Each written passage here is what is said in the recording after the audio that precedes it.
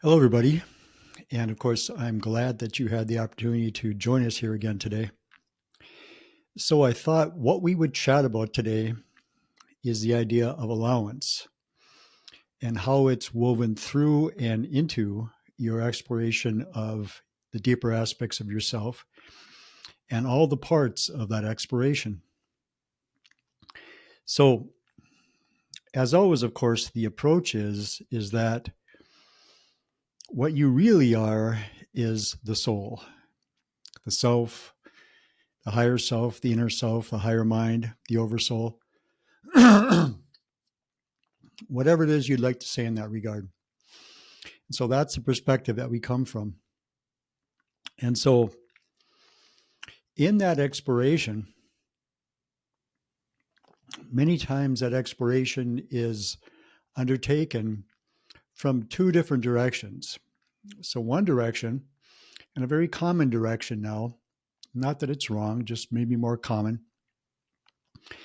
is the desire to change your life, to have your life be something different than what you're experiencing presently.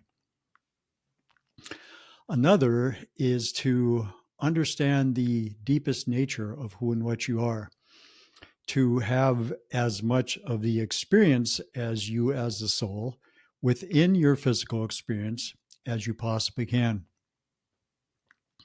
And so what I'm going to suggest here is that latter exploration, the exploration of you as a soul, will actually bring you all of the experiences that you hope for from the first way that you might want to explore it. In other words, exploring it to help make your life something different.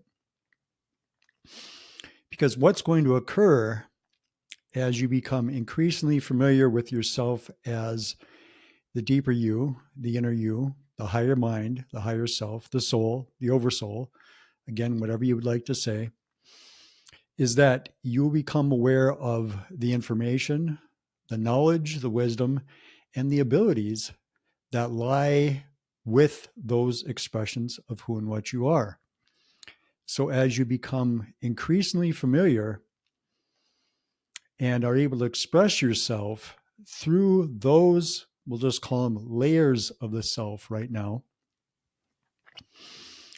the more you're going to see those effects in your life. Because, of course, those things are going to be expressed in your life, right? So in that, there's a few things that we probably have to keep in mind.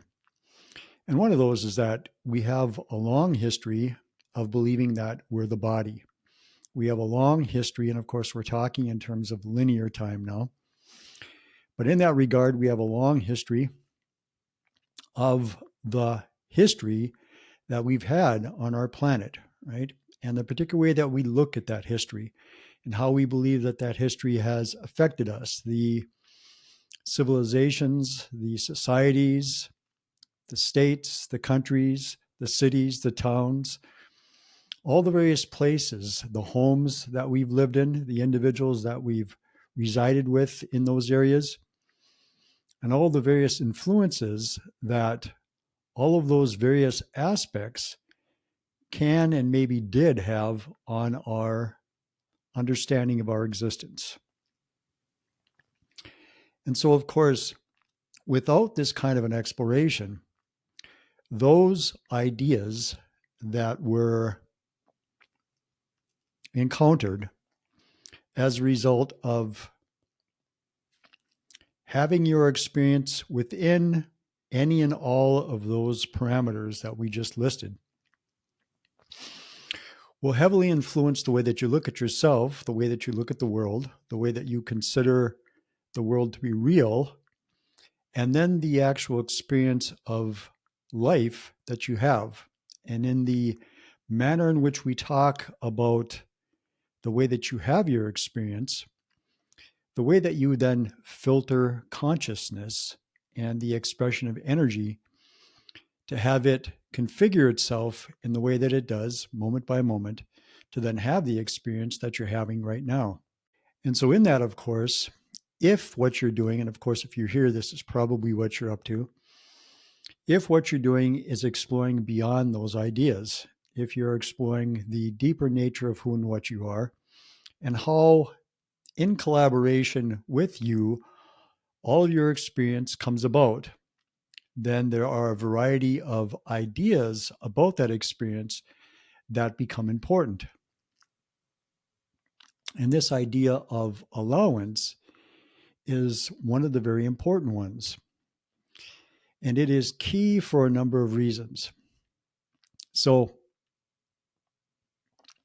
when we think about how we consider ourselves, even on this journey, most of the time what goes on is that we define ourselves through our ideas of the physical us, through the experiences that we've had, the things that we've seen, the things that we've felt, the things we've smelled, the things we've heard, the tactile experiences that we've had, right? And of course, those change over the years.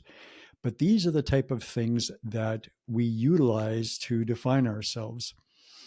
The experiences that we involve ourselves in, right? We call them maybe our education, our employment, our relationships.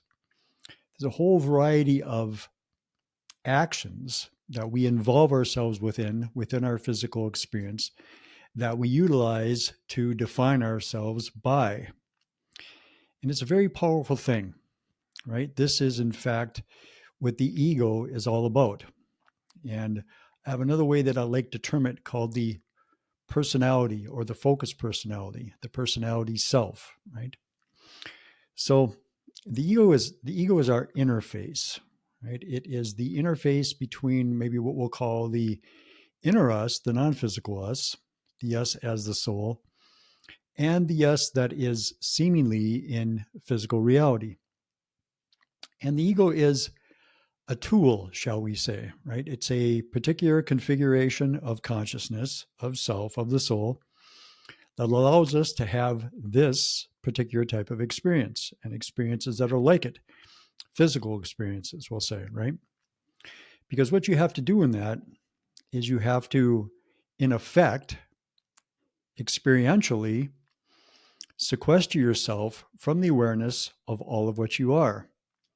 Because if you knew what you were, you couldn't have this type of an experience. You couldn't have an experience that is so very demarcated, maybe we could say, right? Where the boundaries about things and how we consider things are so very sharp and distinct. So we utilize all the things that our personality is made up of. We utilize, in that regard, our ego to have this experience. And that is what we, by and large, can consider ourselves to be. Now, of course, there's flexibility in that. That goes on all the time. Every day, things change daily, things change weekly, monthly, definitely yearly, right? As you've grown, quote unquote, in age, as you've gone to school, as you've changed jobs, as maybe you've changed relationships, your personality has changed, right? And so you consider yourself to be different in that regard. That's something that we can kind of hold on to and kind of put in the back of our mind right now, because again, there is a great deal of flexibility of change that occurs even in our physical manifestation. But a lot of times we don't pay attention to that, right? So that's something to keep in mind also. But what's occurred in this experience, in this seemingly physical experience, is that we become quite familiar with this particular expression of us, right? And in that, we guard it, right? We defend it because we believe it is us, right? So then when we begin this exploration, when we start to understand that we are much more than just the personality and the body that it appears to be associated with, that takes a little bit of letting go of certain ideas, of certain concepts. I'll suggest that it also takes experiences. And those experiences can take many shapes and forms. So they can be very simple. I'll give you an example from something I was doing earlier today. I went to a particular type of a grocery store today just to pick up a few things. And as I was at the checkout, the individual who was waiting on me was what we would consider to be male in that regard. And because you have to scan a card that then shows on their computer screen what your name is, he goes, "Oh, Chuck or Charles." He says, "That's my name too." And I said, "Oh, neat." And so in that moment, I got a little impulse and an impression at the same time that stimulated me to ask what his middle name was, because there was an idea that we had the same middle name as well. But I couched my question by saying, "Well, it's unlikely that we have the same middle name, but what's your middle name?" And in fact, it was the same. It was Edward. And so, of course, what I did was I followed that impression or that impulse, right? Otherwise, I wouldn't have had that information. I wouldn't have understood that those little prompts that the inner us gives us are there for a reason. Now, those happen in many, many situations and an increasing number of situations as you move through your journey and into your exploration. If, and here's where we get back to the subject matter of today, if you allow it, right? Because there are many ways that that inner you has to communicate with this expression of you, that you communicating with this you. There's many ways that you communicate with this you. There are impulses, impressions, intuition, inspiration. There are various feeling states, particularly the feeling states that are all about supportiveness about you, right? Joy, happiness, excitement, contentment, curiosity, things of that nature. Anything that is in alignment with any of the things that you've heard about the way that the inner you naturally expresses itself, right? All of those things are communications. Now, the world around us is a communication also, right? Our outer senses, our five senses, are bringing us communications. Some individuals have labeled something that happens within us as inner senses, right? And there's a whole variety of inner senses. So there's many ways that the larger us, right, the us that still remembers itself as an infinite being, as an unlimited being, communicates with this us that's within this experience, right? And part of having those communications show up is all about allowance. It's also about desire, of course, right? Do you want that type of an experience in your life? Do you desire to know more about who and what you are, right? And if you do, then allowance is folded into that. It's woven into your experience in that regard, right? Because moving from a place where you consider yourself to be whoever you consider yourself to be right now, I know it really kind of depends on where you are in your journey, but of course you have a name, right? And if somebody calls your name as you're walking down the street, you will turn towards that individual because you consider yourself to be that individual, right? That name is associated with who you consider yourself to be. In actuality, from the larger expression of you, that name is only a very small part of all of who and what you are. But here, it's very much associated with who you consider yourself to be. Your job is a big part for most individuals of who you consider yourself to be. Your family, many things that are like that, right? Maybe the sports that you do, right? There are all these various things that you consider to be integral to who and what you are. But actually, there are experiences that you're having. There are things that you're doing. They're not necessarily you in that regard, right? But because within this experience, that's what we consider to be us, right? We're quite guarding of those, right? We want to keep them safe, right? Because we want to keep us safe. We have this idea of who and what we are, and we want to protect that idea of who and what we are. So many times as we involve ourselves in this exploration, it becomes a little bit about, well, do I want to let go of those parts of myself? But what I'll suggest to you is that if you can consider that instead in the way that you did to maybe a much larger degree when you were 8, 9, 10, 11, 12, 13, 14, 15, 16, 17, 18, 19, is that what the theme was becoming increasingly familiar with who you were, exploring your life, trying different things, being excited by things, having fun by doing things, meeting new people, meeting new friends. You did all sorts of new stuff then, right? If you can hold on to that way of seeing things, in other words, expanding into more of who and what you are continually, instead of trying to guard what it is that you believe that you are, you'll find that this exploration of yourself flows easier for you, right? Because just like the non-physical you never discontinues expanding itself, is always understanding itself as more than what it once did, we'll just put it like that, those attributes are had within you as well. That's really what you're about. It's only our ideas about ourselves as the personality, as who we are as the physical being, that can prevent that sometimes. And again, that's where this concept of allowance comes in. What will you allow? What kind of changes will you allow? What kind of new ideas will you allow into your life, right?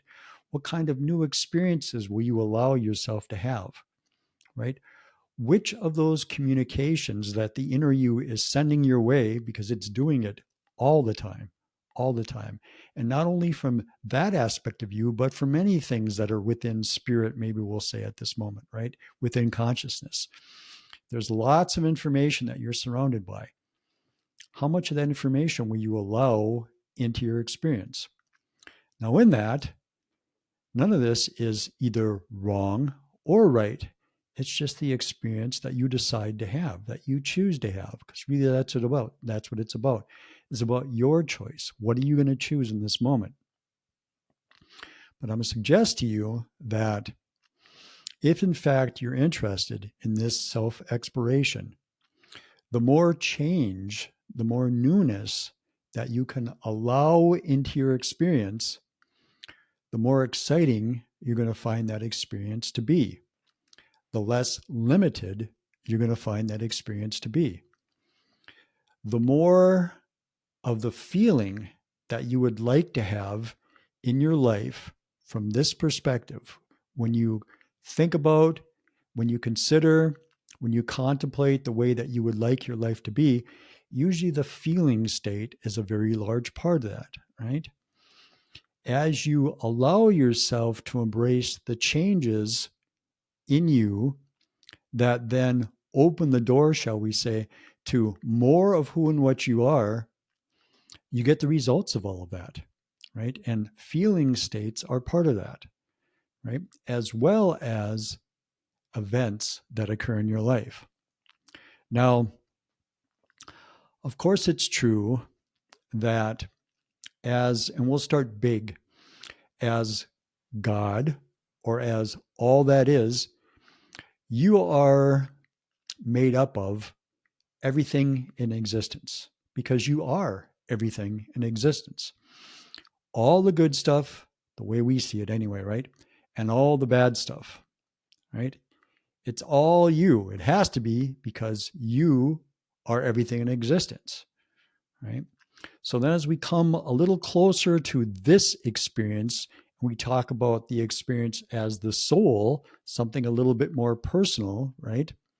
It's the same thing when you're having that experience. As you become increasingly familiar with yourself as the soul, expressing itself within this physical experience, you will, because you're opening to an increasing amount of awareness, become familiar with more of the challenges that you could choose, as well as more of the very nice things that you could choose.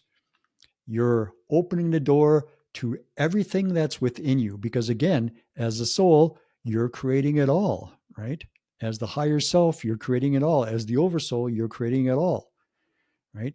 It's all within you. It's all your experiences, all of them. Doesn't matter how we delineate those experiences here, whether we call them good or bad, they're all within the substance of you, because nothing lies outside of the self. There is no outside of the self. Everything is within the self, right? You exist, your experience exists within the self, within God, within all that is, within the oversoul, within the soul, within the higher mind, whatever terms you would like to use. It happens within that, right? There is no outside of that. And so all of these things occur. And so as you move forward into your journey, you're, of course, going to be familiar with increasing amounts of not only the nice stuff, but of the negative stuff. It doesn't mean that the negative stuff is going to become part of your life. It means that the choice is there because your choices will expand, right? Because all of what you are made up of will become increasingly familiar to you. And so your choices are there. Now, your tendency to choose those more challenging things is usually decreased at that point, unless you want to for whatever particular reason. Now, that's not necessarily a bad thing because, of course, that's what we've done to have this experience, right? From our particular vantage point, we may consider an experience where you're totally, seemingly, experientially cut off from the rest of who and what you are to be a bad experience. Man, why would we have that experience? Oh my God, that doesn't sound fun at all, right? But that's what we've done here. We've had that experience and now we're growing out of it, right? So as you become increasingly aware of who and what you are, you become increasingly aware of all of your choices, good or bad choices, right? But of course, you lean in the direction, usually, of choices that we might consider to be good choices, fun choices, joyous choices, right? Nice feeling choices, those types of things, okay? So again, this idea of communication, this idea of movement, this idea of becoming increasingly familiar with all of the aspects of who and what you are entails this word, allowance, right? Because you have to choose it. You have to allow it to happen in your life. You have to be secure with it, right? And that takes an increasing awareness of yourself. And typically that's going to happen through experiences, many, many, many different types of experiences, small experiences that or larger experiences. Now, sometimes those larger experiences show up early in your exploration, right? And they give you like a foundation to move forward in. I know my experience was a lot like that. And there's many other people who've had experiences like that. Other people do it a little differently. They do it incrementally, a little at a time. There's no better way in that regard, right? It just really depends on how you, in collaboration with that more expansive you, has decided to explore this particular type of an experience in reality, right? So there's a variety of things, usually things associated with fear or an anxiety or worry, that keep us from allowing some of those things that show up in our life that can help us to move to a deeper understanding of who and what we are, right? Well, what's going to happen if I do that? Will things really work out for me if I make that choice, right? If I do choose that, how's that going to change my life? What's it going to mean for my life?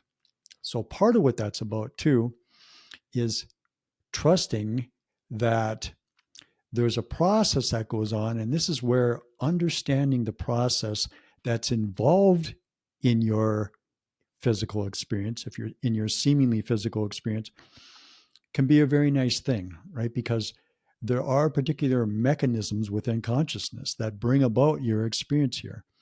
And the more you're familiar with those, the more they will help you feel comfortable about relaxing into your experience, trusting your experience, right? There's a metaphor that I've used before and others have as well. It's like the you that's exploring physical existence is in a valley, right? And it's very densely grown. And there's all sorts of trails and paths and roads and things like that. There's all sorts of vegetation and stuff. And there's particular places that you're going. But there are maybe poisonous plants. There are animals that may kill you and eat you. There are cliffs to fall off of. There are bridges that are weak and will break when you drive on them. There's all sorts of things that could cause you problems on that journey. Then there's a you that's up on the mountaintop right next to that valley that sees everything in that valley. And it knows all about everything that's going on in that valley. That's the higher you, shall we say, the soul, the higher mind, whatever you'd like to say. And because you are one with that aspect of you, it sends you information all the time, right? But from this perspective, many times we have our own ideas about how we want to do something, how we want to get someplace, where we want to go and why, right? Because our understanding of things is very short-sighted. And our ideas of how things work and how things flow is, again, very circumscribed, maybe I'll say. All right. That other perspective of us, however, sees the big picture and understands the mechanisms of consciousness in a completely full way. It knows that if you do these things, and if you do these things, and if you do them in this particular attitude, that these types of outcomes will come into your life, even though from the position that you're in, it doesn't make any sense whatsoever that by doing this, that this would be the outcome. But that's the way that it works when you do these types of things, right? There's a synchronicity that comes about, that's folded in all of it, that moves you through your experiences, that then bring you experiences, sometimes in incredibly surprising ways, sometimes in incredibly short time periods, right? And as far as linear time is concerned, sometimes it takes a little bit longer, right? What you'll find typically is that the deeper you are in your exploration, and this will occur in various areas dependent on the person, but a lot of times those expressions, those experiences, right, that we're looking for show up very, very rapidly for us in various areas. Okay? So our exploration and our allowance is key then to allowing us to have the kind of experience that we want. The idea being, of course, though, is that we don't try to keep a very strong hold on and delineate how our experience should actually look, right? The idea being that we use our imagination, right, to visualize maybe what we would really like our experience to be. And then we relax into trusting that deeper part of ourself to bring us that experience in a way that might look quite a bit like that or might look quite different than that, but will be very fulfilling for us, right? And along the way, will probably help us to move into opportunities to leave behind concepts and ideas that would probably inhibit us from having even nicer experiences down the road. So this is the collaboration that's going on between this expression of you and this other expression of you that knows itself as infinite, that knows itself as unlimited, that is totally familiar, understands completely all the ins and outs of this experience that you're having, because it's the one that's creating the experience for this aspect of you, right? That aspect of you creates everything about this particular experience with this aspect of you. So this aspect of you in collaboration with that aspect of you have a very flexible plan, maybe we'll say, about the various ways that your days are going to unfold and the direction that they're moving, right? And as you make the choices that you make, because of course, even though, let's say, while you sleep, you have a particular idea of how you would like to make certain choices in your life. Still, while you're here, physically focused, quote unquote, you still have the freedom to choose whatever way you would like to see that as it comes into your experience, right? And so that then again alters that particular flow of things, right? So it's a very dynamic thing, okay? So your allowance is fairly closely aligned with your trust in yourself, and yourself as the soul, and yourself as the oversoul. We could say in yourself as God. Now, if you're closely aligned with that particular way of seeing things, God and whatever personalities are associated with that particular way of seeing things, many times what you'll do is you'll put your trust totally there. And that can work very well, because as long as you see it in that particular way, as long as you can see it without the filter that many of the organizations have attempted to attach to it, right?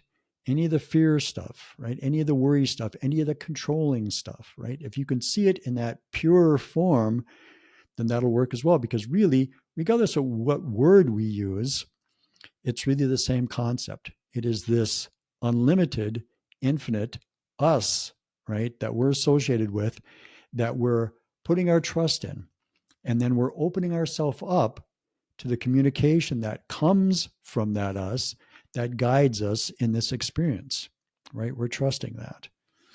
Okay? So again, allowance is a huge key in all that, right? What will we allow? What choices will we allow ourselves to make, right? What actions will we allow ourselves to take? And if not, why not, right? And as you're doing that, again, you have these markers, maybe we'll call them, to help you understand that that information is coming from you, right? Does it feel interesting, right? Does it feel like it's exciting, right? Is there inspiration there, right? Is it something like an impression or an impulse or your intuition, right? Paying attention to the feeling state is really important. Is there some anxiety there? Is there some worry there, right? Fear usually is easy to pick up on, okay? But some of those other things may be a little bit more shallow. What is it that's motivating that choice, right? Now, that's not saying that if you recognize that, that you give yourself a hard time about, oh, I'm making this choice out of anxiety or whatever. Don't do that. Just recognize it, right? Because all of us, me included, we all have made or do make choices from those places, right? Because again, we're familiar with this particular type of a reality, right? And those ideas of anxiety, fear, worry, and all those things, right, are very strongly woven into this experience. So don't worry about expressing yourself through those particular emotional things whenever you happen to do that. Just recognize that you're doing it, right? And then look for some guidance to steer you around that. Try to understand why you're expressing yourself in that particular way, why you've chosen that idea to guide your action in that moment. Okay, learn about yourself, learn more about yourself, right? And then allow whatever experiences you can allow in your life to show up that help you to understand that there's something going on in this reality that we're in that is much more beyond what we thought was going on, right? Because there's all sorts of stuff around you that's going on all the time that, again, if you allow, can start to become part of your experience. That'll then show you that there's more to this experience than what you at one time believed to be true. But it takes that. It takes having the experiences, which means you have to be open to the experiences. You have to allow the experiences, right? And that's what it's all about. It's all about experience. Even in regular, quote unquote, physical reality, it's all about experience. You don't know anything in physical reality unless you've had the experience. You can talk about it, you can read about it, you can hear about it from all sorts of individuals, but you don't actually know it until you're the one that's had that experience. And of course, it's the same with this. You don't know that there are these other things that are actually woven through this particular type of a reality, usually unnoticed by most individuals in it, although that number is increasing all the time, until you allow yourself to have those experiences. And then when you do, you question less and you trust more. And that moves you a little bit more down that road, right? And it becomes reinforcing in that regard. Okay. So, to whatever degree you can, attempt to trust you, to trust that larger you, to trust that you that understands everything that's going on in your existence, because it's the one that's creating this existence. And use whatever name you need to use to make that easy. If you need to use soul, if you need to use all that is, the oversoul, if you need to use God, if you need to use Krishna, if you need to use Vishnu, if you need to use the one, if you need to use the universe, doesn't make any difference. Use whatever name works for you. Okay. And then trust the guidance that comes from there. If you're doing things that are supportive of yourself and others at the same time, that doesn't mean that it's supportive of other people's negative view of things or limiting view of things, right? but actually supportive of others.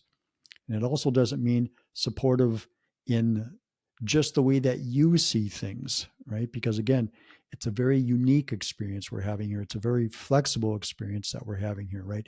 Each individual here is expressing themselves in their own unique ways, right? So you have to allow that for others as well, right? But couched within that is a larger understanding of the state of who and what we are. So as you move through your journey, become increasingly trusting of you and attempt to allow the actions that the inner you is suggesting that you take through the various communications that come your way to be the actions that you take. Because as you do that, it in effect moves you, we'll just use this word, forward in your exploration, right? You will become more, you will have more awareness. And then your next steps will be taken from there. So I think we'll end with that today. And as always, once again, I want to say that I'm very glad that you had the opportunity to join us here today. So take good care. I hope that your exploration, as always, is an exciting one, and that whatever challenges come up in that you meet easily, shall we say, or at least effectively. So we'll see you next time around, and have a great day.